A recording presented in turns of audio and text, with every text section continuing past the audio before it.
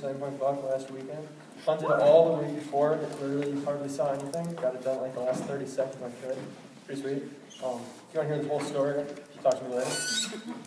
I'm glad to extrapolate on that. Alright, so I grew up in a Christian home where me and my brother were homeschooled all the way through high school. My father was a pastor, meaning we moved around a lot growing up. I was saved at a young age and grew up in the church. Being the pastor's kid, I was always heavily involved because that's basically what was expected of me. Everything was alright in my walk with God, or so it seemed until fall of 2014.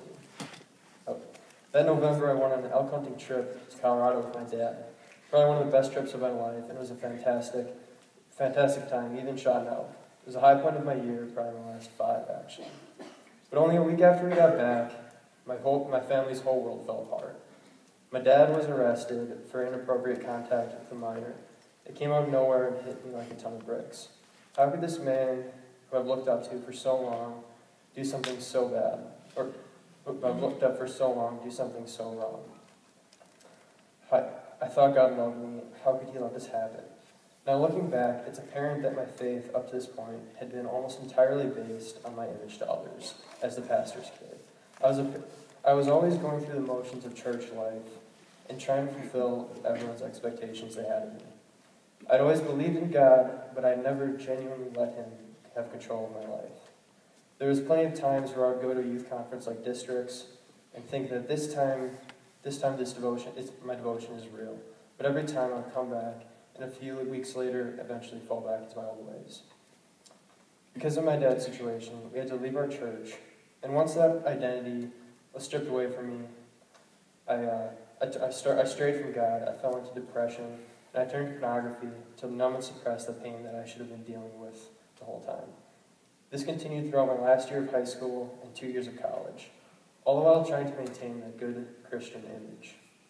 It affected all my family and my friends by causing a distance between us and a shallowness to all my relationships. I eventually transferred last year to UWSP, and I thought this is going to be the start of a new chapter in my life, pursuing my career in wildlife management. I was going to kick this addiction I had, make a lot of friends, grow closer to God, and love what I was studying. Turns out that addictions don't just make themselves disappear. I struggled a lot my first semester with constantly going back and forth between feeling close to God and then distant when I caved to temptation. But God has started to work on my heart by putting people around me who set an example for what living a Christian life looked like. But still, I put on the same facade as I always had at crew and Bible study, and was still struggling on the inside. It all changed, however, last year at Winter Conference. I remember it was the final session, and the speaker challenged everyone to recommit their life to Christ, and I did it. I can look back and see that as the point where I really started to genuinely want a real, meaningful relationship with God. But my life after that didn't just automatically get totally better. I still struggled with independence and direction, never wanting to open up to anyone around me or ask for help, even from my closest friends. I wanted to grow closer to God, but I was still holding back a lot of my life. And on top of that, I realized that wildlife management just wasn't for me. Spring break came along, and I went on a mission trip to the dunes. Yeah!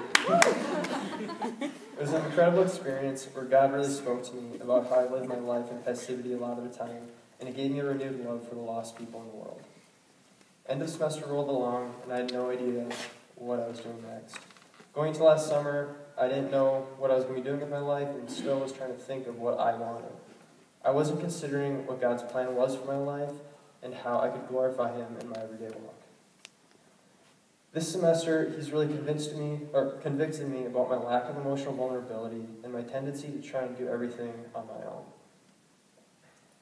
and follow my plan for myself. Even though I had a clear goal for my future at the beginning of the year, I felt distant from God and discontent.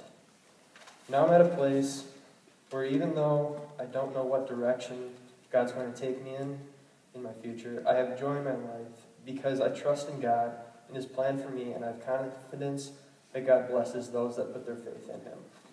I'll leave you with Colossians 3:1-3.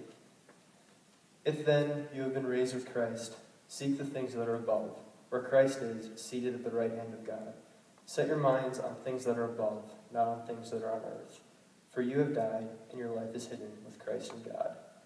If my story resonated with any of you, want to ask me anything more about it, I'll be around afterwards. Thanks.